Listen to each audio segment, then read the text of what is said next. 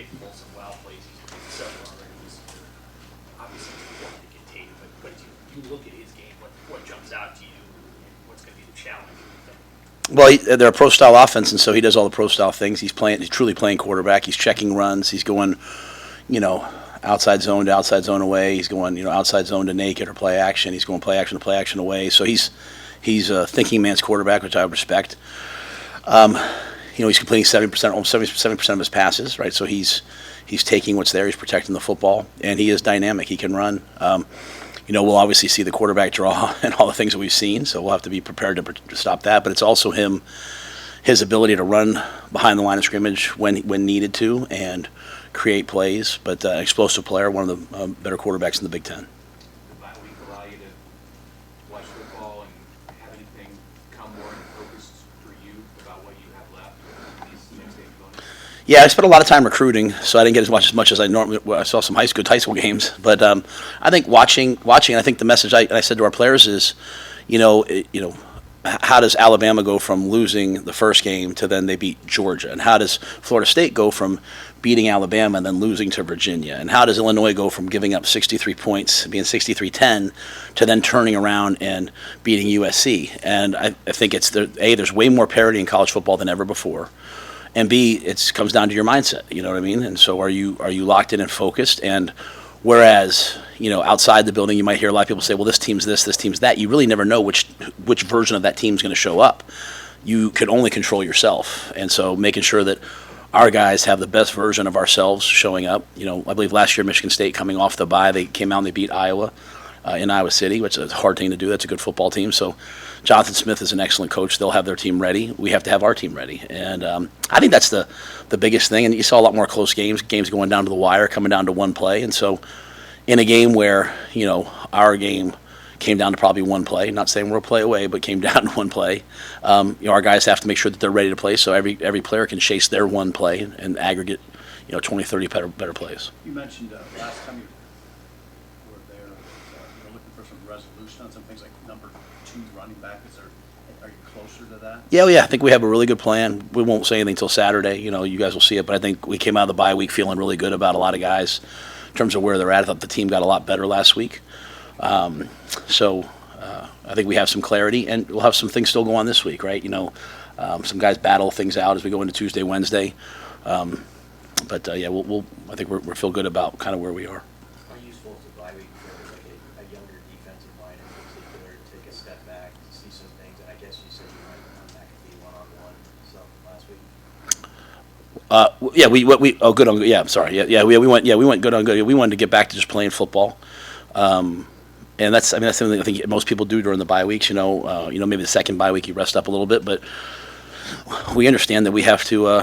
We're one of the top teams in the country throwing the ball. We're one of the top teams in the country at pass defense.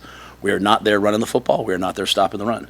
And obviously, we talked about protecting setting the pocket. So there's areas that we need to get significantly better at, and I don't know how to get better at running the ball and stopping the run other than in practice. So we went good on good. We worked those things.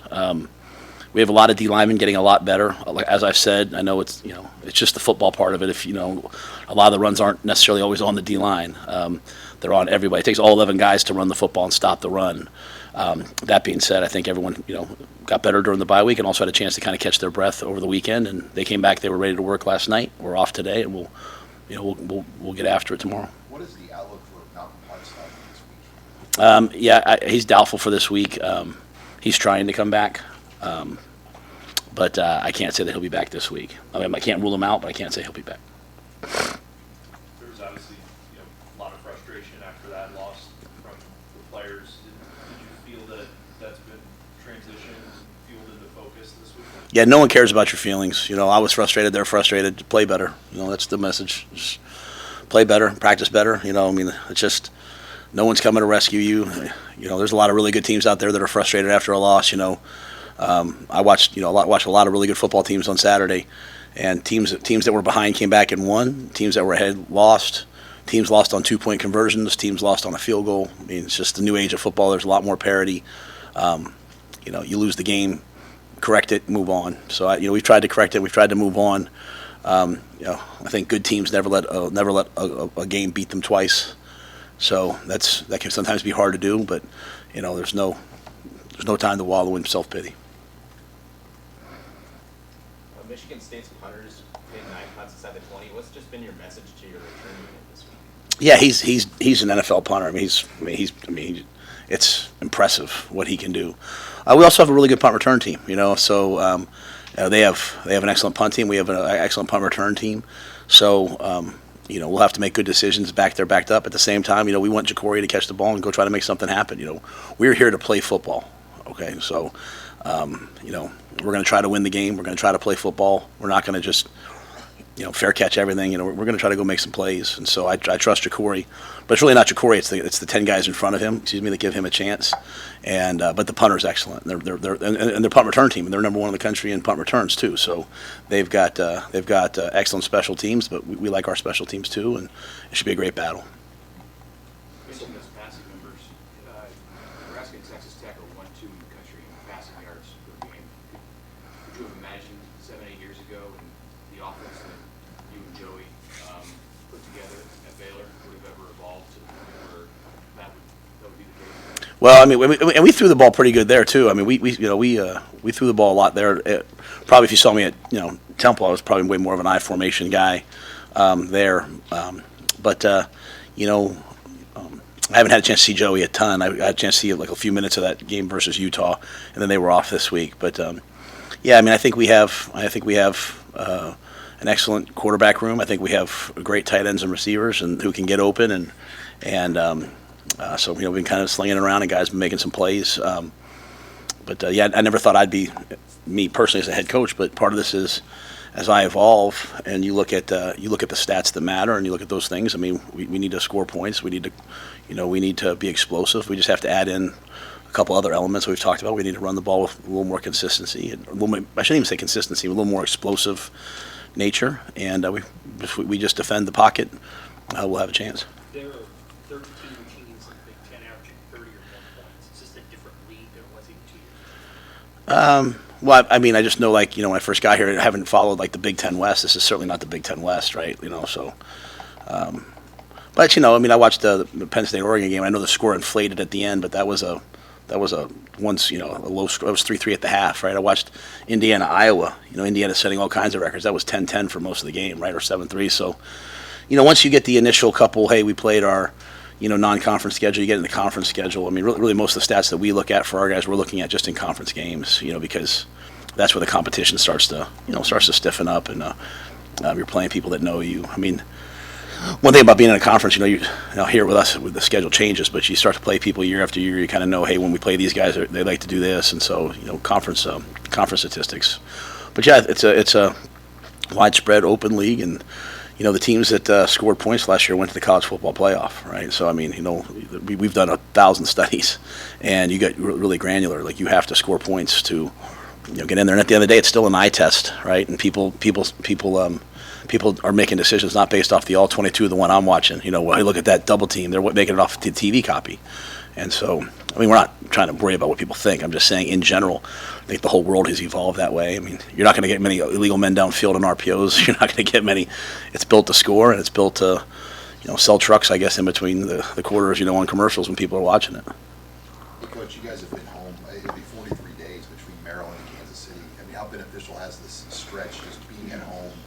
You're the only team in the Big Ten that opened with 2 straight conference home games, which is obviously rare too. How beneficial has that been for you guys? I think it's been great. We haven't having to deal with the travel component of it, which is a big part of this league.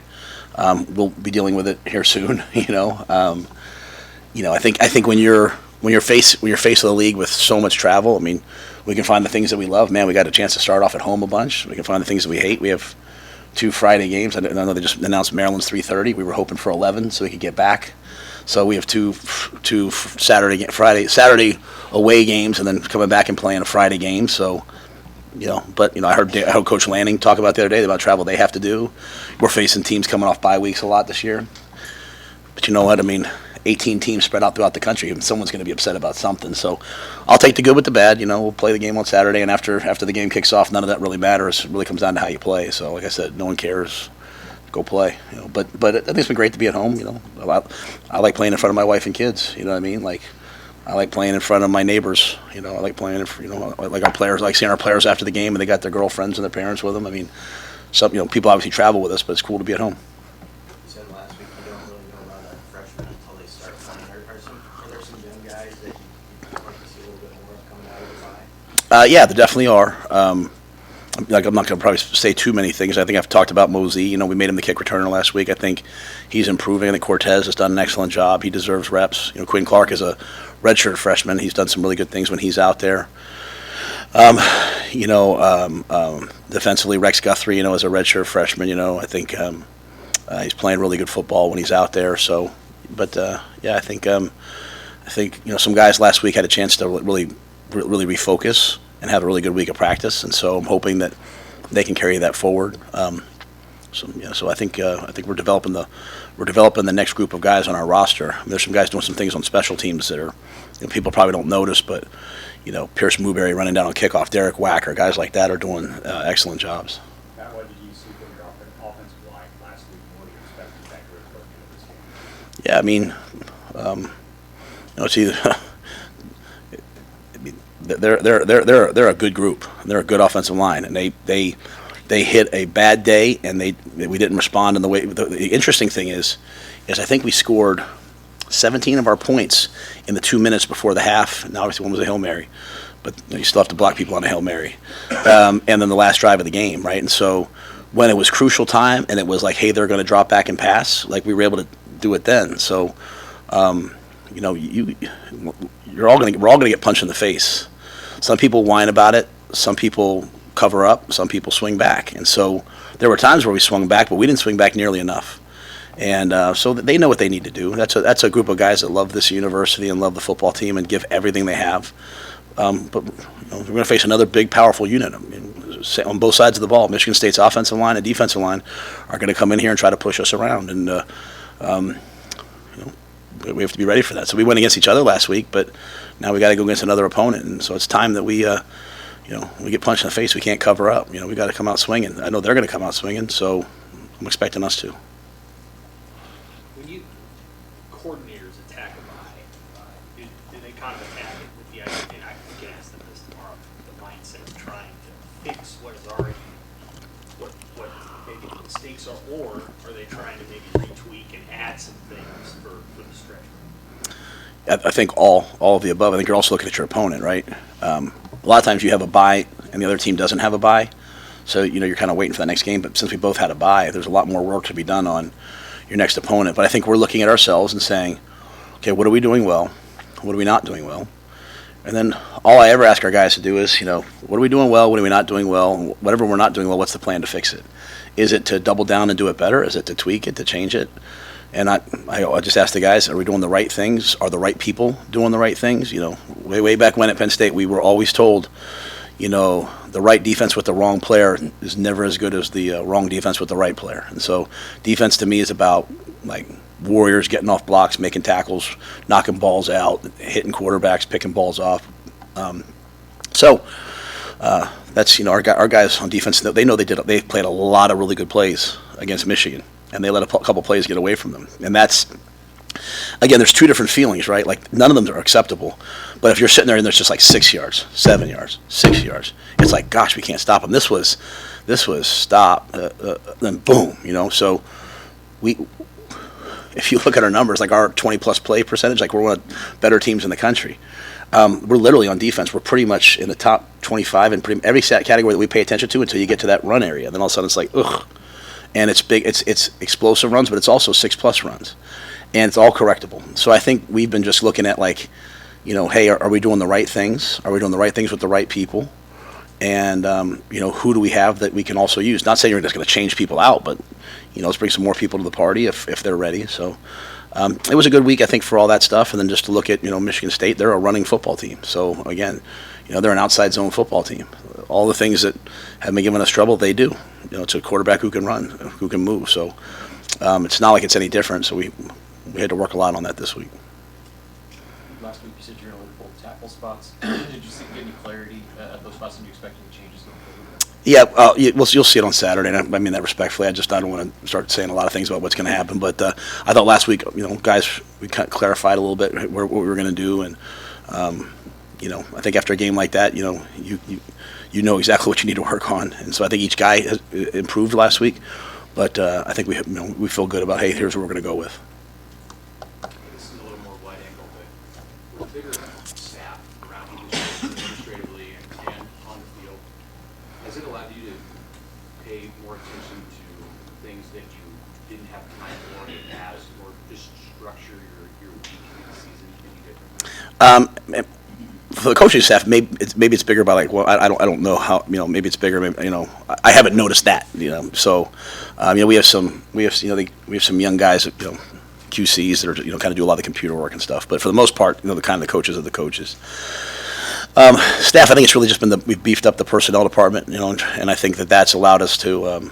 That's allowed us to just be further ahead, you know what I mean? Like instead of just recruiting 26s and trying to get on 27s, now you're on 27s and 28s, and that allows me to focus on the people that we're really trying to recruit. I shouldn't be the frontline guy. I should be here, and so you have an elite team, Pat Stewart's team, Keith and all those guys are doing a great job. So I think that's helped, I think we have a bunch of people that all know what their job is. They're doing their job at a high level. They're working hard, whether it's travel, whether it's making sure we have guys at community service each week, academics. I mean, there's a lot of things that go into it, and I think they all work really hard. I think the biggest thing probably, Mitch, is that the first year, it's me saying, hey, you do this. Why aren't you doing this? And then the second year, people kind of know it. And now the third year, I don't even have to be in the building. I am, because I don't have anything else to do. But, I mean, I can just trust that, I can't overemphasize how good of a job Corey Campbell does downstairs, just bringing all those departments together. They meet, nutrition, sports science, psychology, strength, and athletic medicine meet every day, really, to go over the guys. And so, I'm grateful to him.